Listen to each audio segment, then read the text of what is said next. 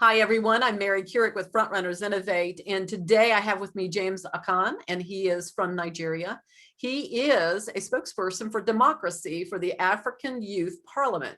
And it so interested me when I saw the title that I felt like I needed to bring him in and let him talk to us a little bit about his background and what the Parliament's all about and what he is doing toward impact for his area. And I feel like if you can impact your area, James, you're impacting a larger area of the continent at that point. So I know you're into policymaking, and I know you have a real passion and heart for your work. So we're going to dive right in and talk about, first of all, what brought you from a little boy growing up there into this type of work? Where's the passion coming from? So share with us, if you will. Okay, growing up in Nigeria, you have so many challenges, from conflict, from tribalism, nepotism. There are so many problems Nigeria is faced with. And a lot of times, young people go on social media to complain, yet we do not have a way of addressing these issues. And most times, young people are not included in policy making. They are not included in, they are not engaged when drafting policies. So what our legislators do is to do what will benefit them and then forget about the main interest of young people. So this is what prompted me into collaborating with young people who are going to advocate for the core interest of young people. And then the parliament I belong to is actually a training hub for me to advance into the men's society. It is a place I'm going to get the legislative technicalities and also know how to lobby, how to engage, how to craft policies, and how to also domesticate policies or bring the advocacy to bear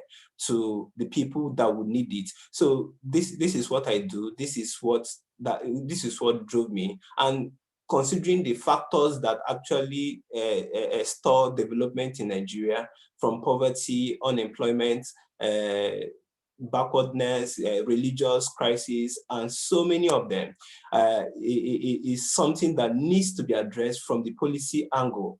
And if it is not addressed from that policy angle, it's going to be a problem. It's going to be a continuous problem. It's going to be a perennial problem for us, young people who are actually hoping to have a better Nigeria and a better Africa. So a couple of things there. You mentioned that you're kind of being groomed. You're a training ground for the next level up that will help you with more legislative processes and that sort of thing. I actually came from that sort of background myself. So I actually worked in our state legislative building and for our chief lobbyist and worked for the governor's staff. So I understand some of that, even though you're in a different country. I know there are some processes that are probably the same.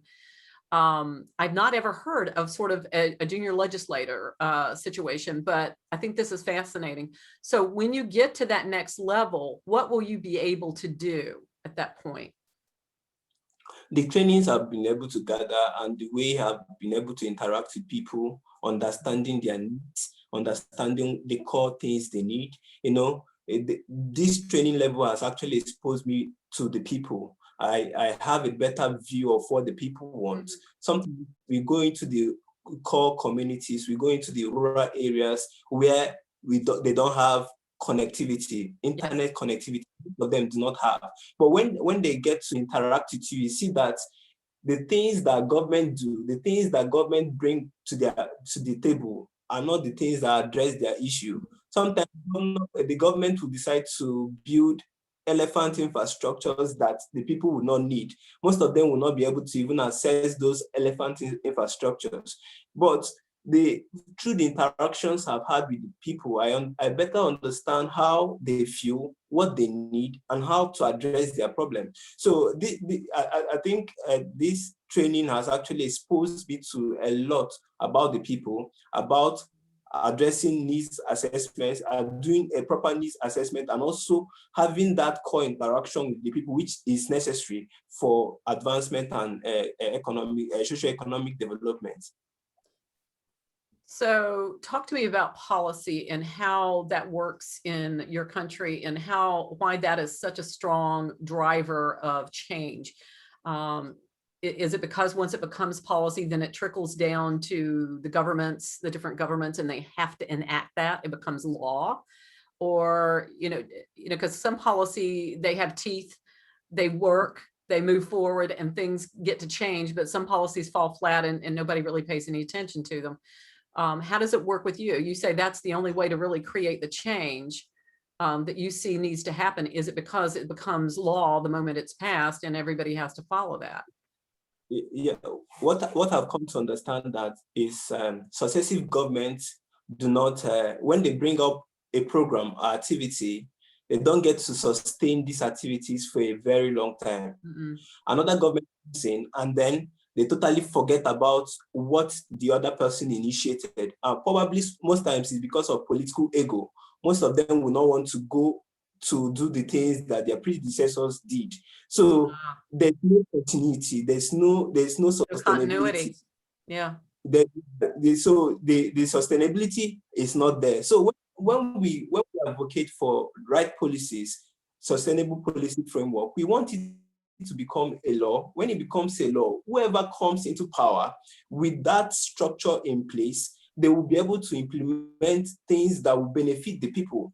So what the policy we are advocating for, or we are advocating to be domesticated in our state and in the nation and in Africa at large, is for us to have something that will reflect the minds of young people. Young people are the future. And if you don't address their needs, especially Nigeria, that is increasing in population all the time. The recent population estimation has that Nigeria in 2030 is going to have almost half the African population. And then it's going to, be competing with the likes of US and China in population escalation. So we at this point, policymakers and decision makers in our country need to begin to devise new strategies to address the needs of people, the young people, especially when it comes to that population, because what we are going to be facing in the future is food insecurity. We are going to be facing, like presently, we are facing religious crisis, and we are also facing tribal crisis and so many things. So if policies are put in place, irrespective of the government that will come in, there's going to be a framework that will address these problems from the root. So that's why that's why my team and I, we consistently advocate for the right policies to address the needs of people. So if I asked you right now, because we talked earlier about the different challenges that are there, what is the number one fix that you see, or the number one challenge that would make the most impact or the most difference going forward, what would that be for the youth? Addressing poverty and unemployment. That's and unemployment. Mission in poverty, yes. You said earlier that you all were drafting something that would hopefully be a framework or a way of dealing with some of these issues. Can you talk about that a little bit? Okay, there is presently a Youth Development Fund Bill, which was drafted by the team that I work with, which is called Youth Advocacy Cluster. We crafted a policy to address unemployment in Akwa Ibom State, which I reside. And luckily for us, the same policy we crafted has been, some states saw the importance of this policy in their states, and then they did a copy and paste in their state. So they domesticated the same policy in their state. But the issue we are having here is just political ego. Now, the policy has gone through all the legislative processes, but we are still waiting for the assent from the governor. The governor is here to assent to this thing. But other states that copied from us, their governors have actually assented to this, and is a framework for them. They are working with that, and they are in the future, they are empowering young people. But my state, we are still going forth and back, right front and back, and it's not helping matters. So what we are actually advocating, what we are seeking from the government is for them to understand that, okay, beyond the political ego, beyond the political show off, there's a need from the people. The people need to be empowered. They need requisite skills to build their capacity for the future. if they don't have that skill, it's going to be a problem. Like what we are facing presently in the States. About a few months ago, like 2 months ago, some young people they became restive. Why? Because they didn't have anything they were doing. And then the political opponents that are in the States wanted to use that opportunity to, escalate the crisis after the NSAS protest that the entire country was faced with. So those young people began to fight security agencies and the rest. And these are the things that are going to keep repeating themselves if we do not give young people the opportunity to build their skills and build their talent to fit in properly into the society. So what, other than some of the government issues that you're talking about, what is the biggest roadblock then for them right now? Is there one law or one thing that's happening that is the biggest roadblock? I think Progress? it's lack of communication, I think it's just lack of communication from the part of governments. If outside the lack of communication, like I mentioned before, I think another factor could be political ego. Some of them will like, what am I going to benefit from? The government of the day will ask, what are they going to benefit from this? If you set up a structure that addresses unemployment, how will I benefit? So if they don't see any personal benefits from the policies you are making, they are not going to give it any go ahead. So I think that's one of the problems you are facing. They have not seen any place they are going to benefit, because it's going to empower young people and is going to be to their disadvantage. Just imagine if we have over 70% of young people empowered. Most of them will not come and be collecting money as low as a dollar to cause political talk. Most of them will not be used for political misconduct and most of the electoral violence we are having in Nigeria. So that's why they don't want young people to have that recipe skill to be better in the society and affect the society positively. Mm-hmm. So that the reason they are doing it for their selfish interest, for their yes. I hear you, and that's pervasive around the world, but I can see where you're coming from for sure.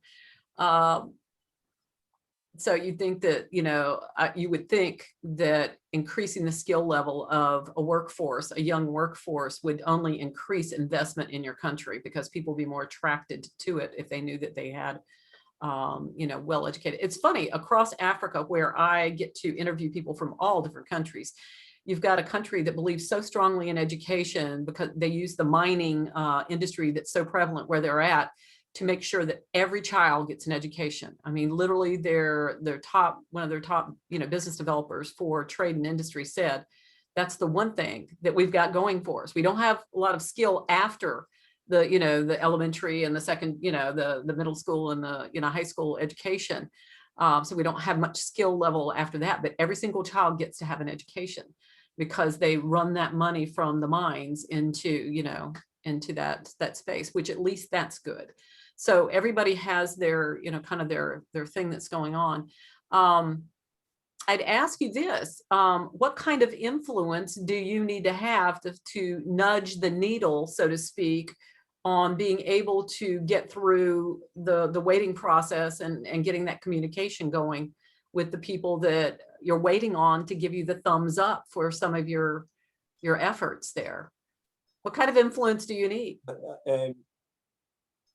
I think I need more of external influence in the sense that we need probably presence of UN, dignitaries to come to speak to our people, because it seems like they are receptive. They are more receptive when people come from outside.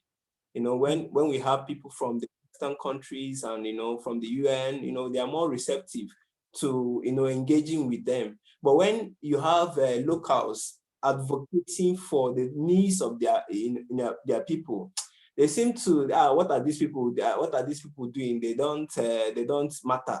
So when we have more people, more people from the external come into the state and explain to them that these policies are going to help in the future. These policies are the SDGs. They are going to help create employment opportunities for the growing number of people, young people in the state. It's also going to ensure that they have, your people are, in tune with the fourth industrial revolution. So when we have people like that come around us to give us solidarity, I think the governments will listen more. They will listen better, because I know in the long run they are going to benefit from that relationship. That's what they want. So when we come from that angle, they are going to definitely want to. So outside influential endorsement of your frameworks, your policies is what you need. Okay, that's what I need to know. Let me ask you this.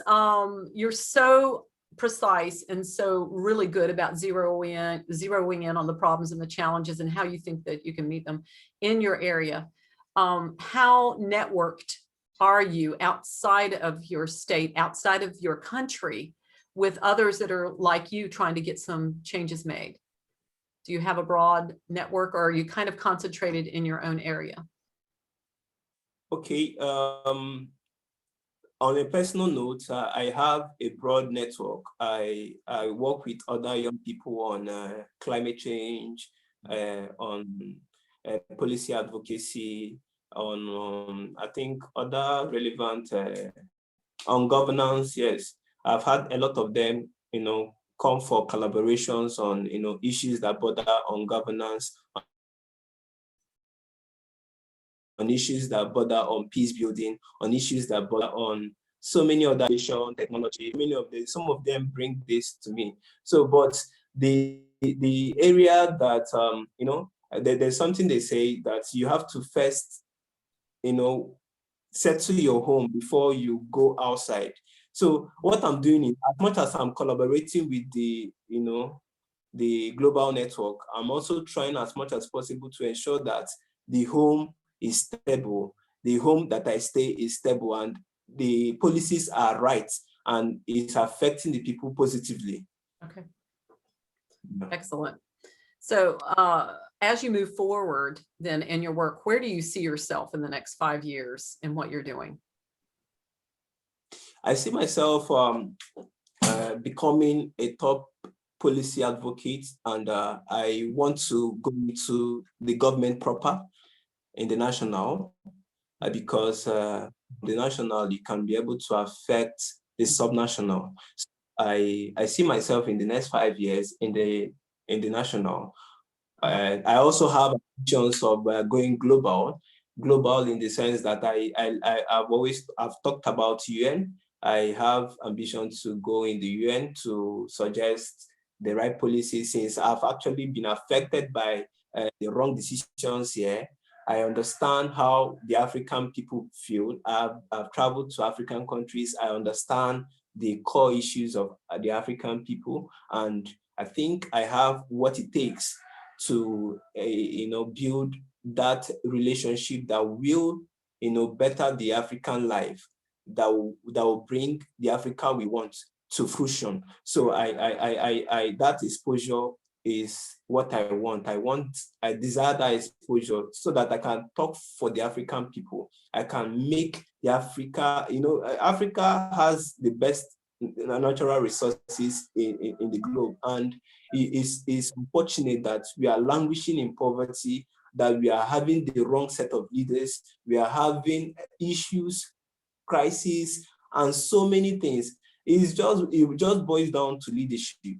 So if I can be able to correct with my team, if we can correct that leadership crisis and begin to address things the way it is, and if I can be in that decision-making field, if anywhere, if I can find myself in any particular decision-making place, I'll be able to make sure that the voices of the core African people are hired. It's not the ones that wake up one morning and decide to make policies that will benefit them alone. No, we need people that will make policies that will address people that are staying in the rural communities, people that don't have access to internet, people that have not even seen electricity. As I was talking to you, they just took power, and if you check the amount of money they invest in power in Nigeria, and then the outcome, you begin to wonder, what are these people really doing? Some of them are just investing and then going at the back and collecting their own share. But if we have sincere leadership, this power issue we cannot be talking about power issue again. You must have solved this thing a long time ago. But people allow problems to continue to persist because they want to benefit from it.